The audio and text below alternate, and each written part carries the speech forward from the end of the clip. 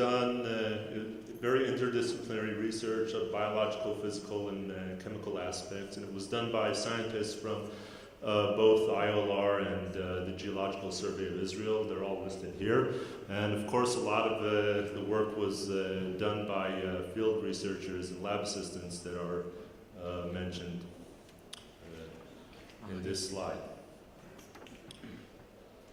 So thank you, Tzvi, for that great overview that you gave of all the activities that are going on here in the Mediterranean, which have boosted deep sea research. I feel that this is very fortunate to be here at this present time, to be able to participate in all of the activity that's going on in the deep sea. I'm very lucky as an oceanographer to be here now. I'm very excited, of course. Anyway, the map I'm showing here is a map of all the drilling sites in the Mediterranean Sea since the early 1970s. You can see that as time goes by, the drilling sites are getting deeper and deeper and farther away from shore. Altogether, there are 62 wells that have been drilled at water depths of 10 to 1,770 meters. And below ground, from 794 to 6,517 meters below ground. The interest of the Israeli government in the ecology of the deep sea was just awakened, I guess, by the findings of Tamar and Levantine, and the sure knowledge that exploitation of these resources would probably or may cause some ecological problems, and therefore it was necessary to establish a solid baseline for this activity, to which comparisons would be made to see if there were any effects or impacts of these activities.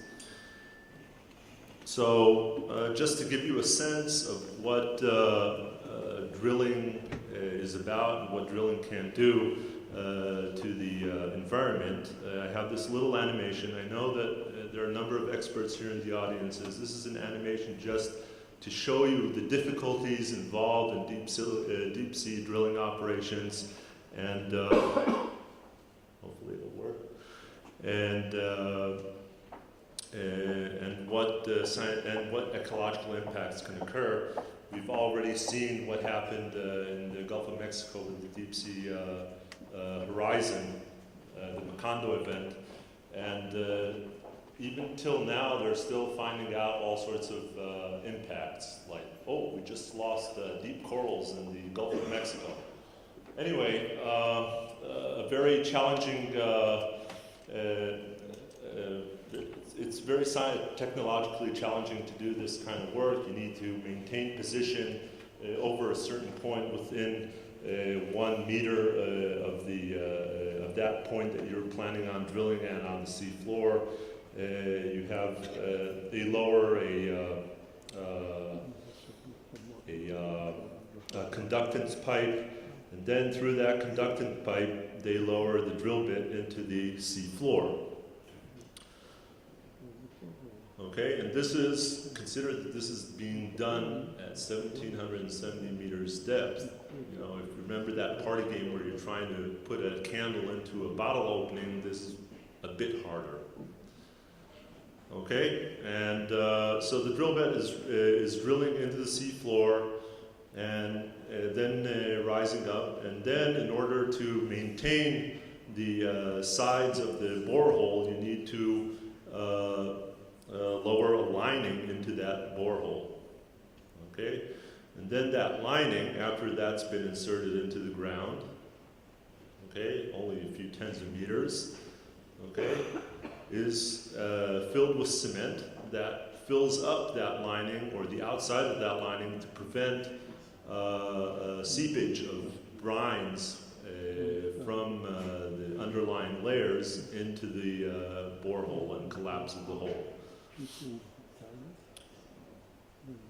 Okay, So this continues the process of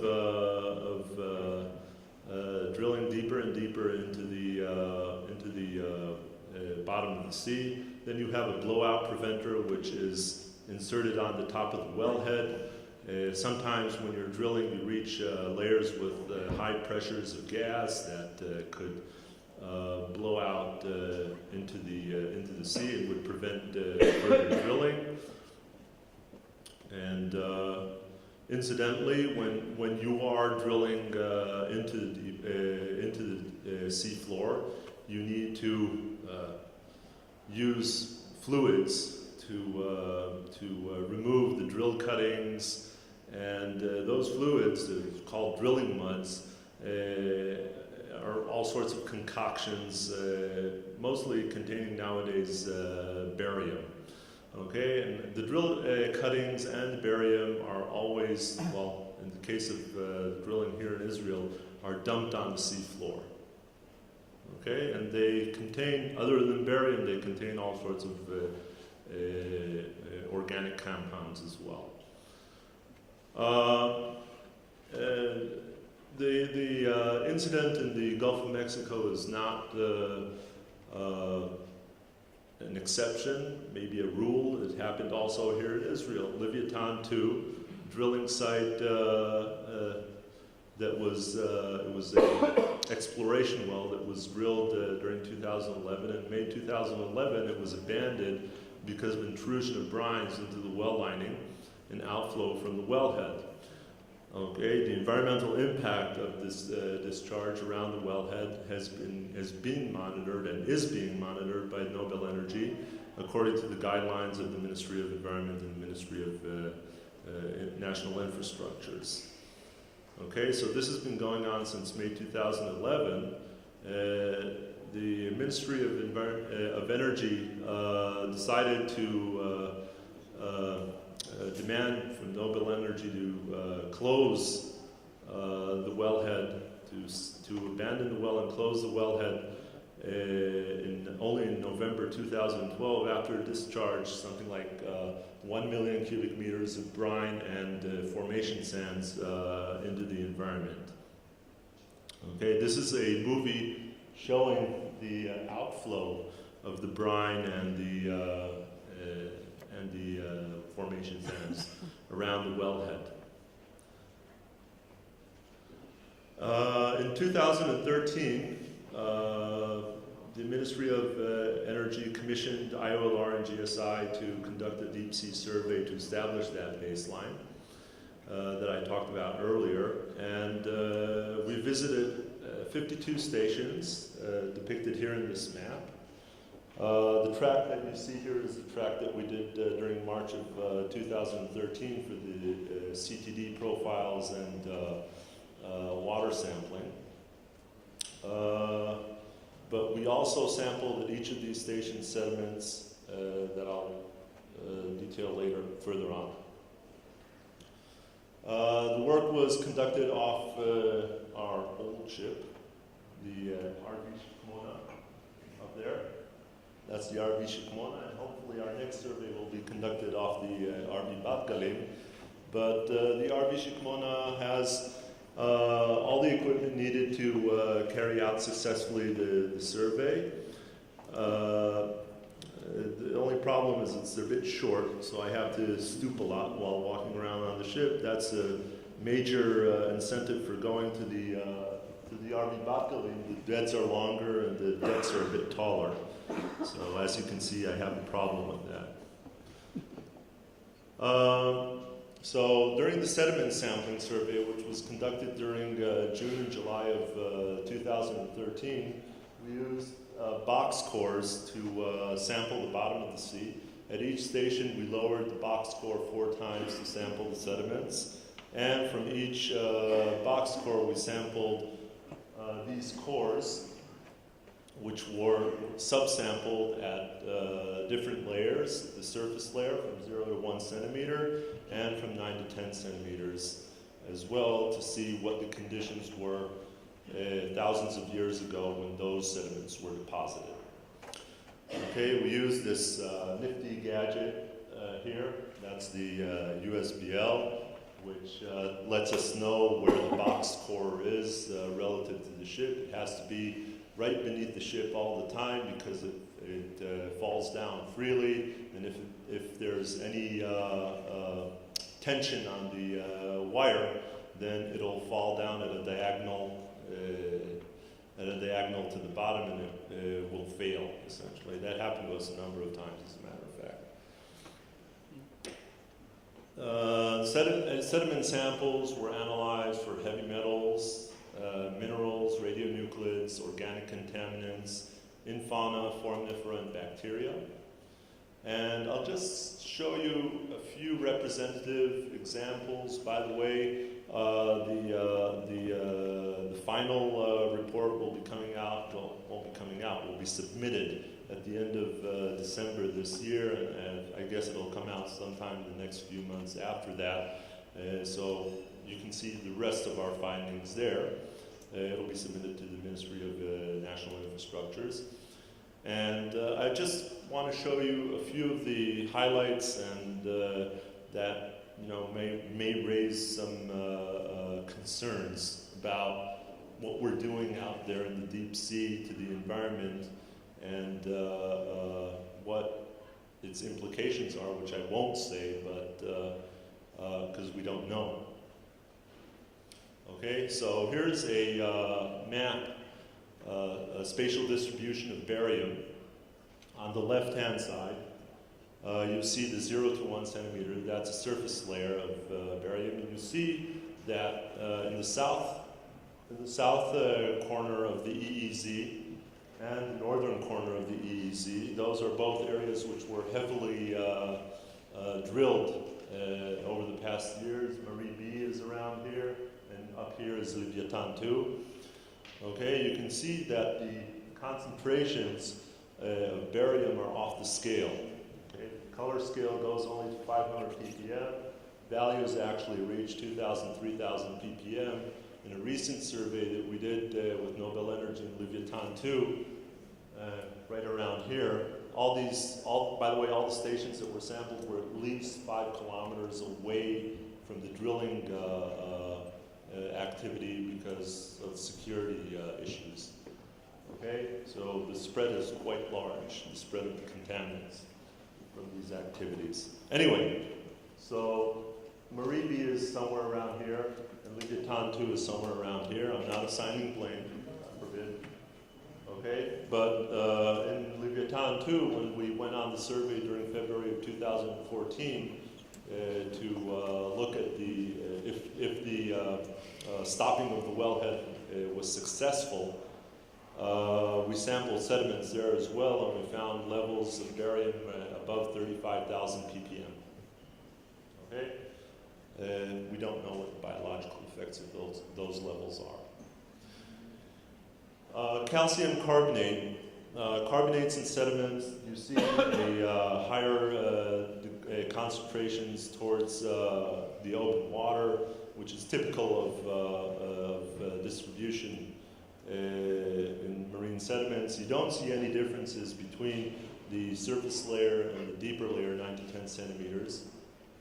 Okay, basically the depositional conditions of calcium carbonate were probably the same during the current period and thousands of years ago. Okay, aluminum oxide. You see that the source is obviously terrigenous. It comes from land. Higher concentrations are closer to land. Lower concentrations are towards the deep sea. Nothing exciting there. Mercury. One would say that mercury would be a problem closer to shore. Well, it is actually up here in Haifa Bay, but along the coast of Israel, mercury is more or less what it is on the shelf.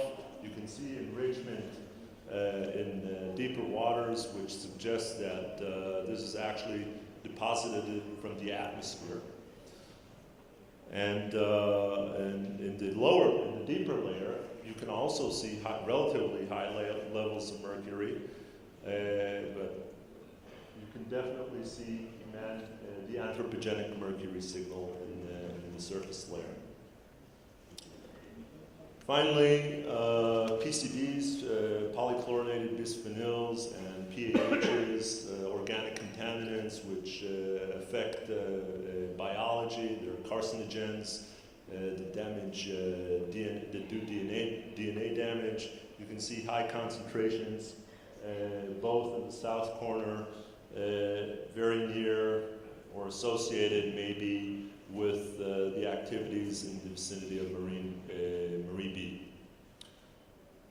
With respect to water, water samples and CTD profiles were done during March of 2013, so end of winter period. Water samples were taken with rosettes, 12-bottle rosette system, which was connected to a CTD over here on the bottom that provided us with real-time data on temperature, salinity, and depth, fluorescence and dissolved oxygen as well. Using that data, we planned our sampling and fired the bottles on deck while the rosette system was underwater. Fairly standard these days in oceanographic studies. Water samples were analyzed for heavy metals. All the standard hydrographic chemical constituents, dissolved oxygen, nutrients, pH, total alkalinity, dissolved inorganic carbon. We also measured organic contaminants, which incidentally we didn't find anything above detection level. Bacteria, a host of biological parameters, chlorophyll A, total organic carbon, phytoplankton and bacteria abundance, etc. And again, I'll show you just a few examples of the findings that here. Here is a distribution of the values of alkalinity above the bottom of the sea at each station. Okay, so this is the distribution map, and the alkalinity is normalized. Now, for those of you who don't know what alkalinity is, it's very likely that you don't know what alkalinity is. It's a measure, so to speak, of carbonated bicarbonate concentration in seawater. Okay, so I'm sorry if you don't know what carbonate and bicarbonate are, but it's but that's the best I can do in the short time that I have to tell you about these findings. In any case, what you can see here is that there's a very large horizontal variability, and if you remember Zvi's map of currents in the Eastern Mediterranean, very complicated current circulation patterns in the Eastern Mediterranean, but we can also see another feature here. See up here, sort of like a tongue of lower alkalinity protruding from the coast into the deep water. This is most likely a result of dense water formation during the winter. Okay, and maybe these other areas of lower alkalinity or higher alkalinity may be the result of similar events in the past that have remained in the water column. Similar picture of nutrients. There's a great degree of horizontal variability, also above the bottom. This is nitrate. These horizontal distributions are superimposed on the general characteristic water masses of the Eastern Mediterranean. So you have the Levantine surface water. Okay, in this case we see nitrate and dissolved oxygen. Okay, so we have the, we don't see it. Okay, so we have, of course, very low levels of nitrate in the surface water, increasing nutricline. We have high levels of nitrate in the Adriatic deep water. And below that, we have decreasing levels, or fresher water, so to speak, probably of Aegean outflow water that are more recent.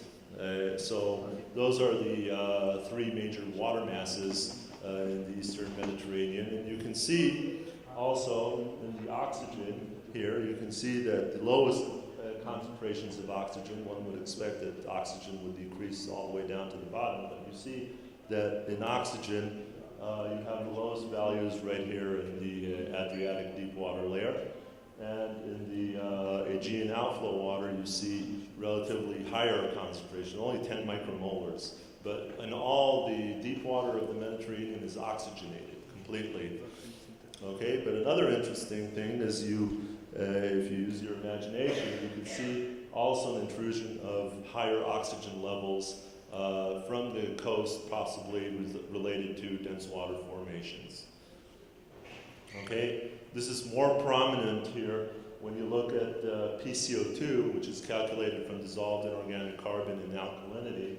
You can see a ton of low PCO2 water, higher PCO2 water, or more recent water, protruding into the Aegean outflow water. Okay, here is a tongue, and here's another tongue. Okay, so dense water formation along the coast of Israel plays, or maybe further north maybe, plays an important role in defining the chemical composition of the water column. Finally, I'd like to just point out that with respect to carbonate saturation, the waters are all supersaturated all the way down to the bottom, so there's no carbonate dissolution in the water column, and probably not in the sediments either. Alkalinity is usually plotted against salinity because alkalinity, as I said, is a measure of bicarbonate and carbonate, but it's also a measure of all of the dissolved minerals, the charge balance of the dissolved minerals in seawater, i.e. sodium, potassium, magnesium, etc. on the one hand, and chlor, fluoride, nitrate, negatively charged ions on the sulfate on the other side. Okay, so when you take that charge balance, or when you take that alkalinity and compare it to salinity, in the surface layer, you'll usually get a very nice linear correlation. And in the bottom layer, you'll get some sort of divergence. That divergence from the surface layer is usually associated with dissolution of carbonates in deep water, but since we don't have that here in the Mediterranean, okay, because of the high saturation, carbonate saturation values, then alkalinity must be produced some other way, okay? Just to show you that the Eastern Mediterranean is special in that respect, okay? This is all the data, all the data that fits on this scale from the Meteor cruise, okay? For data that was collected from samples that were collected below 300 meters. Here's the Meteor cruise, okay? The whole Mediterranean essentially, okay? And you can see that the Eastern Mediterranean diverges significantly the deep water in the Eastern Mediterranean, that is, diverges significantly from the entire Mediterranean conservation with salinity, suggesting that the Eastern Mediterranean is essentially a source of alkalinity for the rest of the Mediterranean. To summarize and conclude, distributions of most heavy metals in deep sea surface sediments are related to their different sources, i.e. terrigenous or atmospheric. Regions of enriched barium, cadmium, pH, PCBs, and total reactive petroleum hydrocarbons are associated with sites of drilling activity. However, their concentrations were all lower than their corresponding biological effects thresholds. Further detailed measurements are required to identify the sources of contamination and their intensity. Horizontal variation in water column chemical composition, which are superimposed on the characteristic water masses of the Eastern Mediterranean, are likely the result of dense water formation events along the basin shelf margins. Deep water carbonate degree of saturation is highly supersaturated, and therefore effects of ocean acidification may be delayed here in the Eastern Mediterranean because of the increased buffer capacity for increased carbon dioxide in the atmosphere. Divergence of total alkalinity from conservation with salinity in the EEZ and also in the rest of the Eastern Mediterranean, as we've seen from cruises to Cyprus together with the Institute in Larnaca, I think.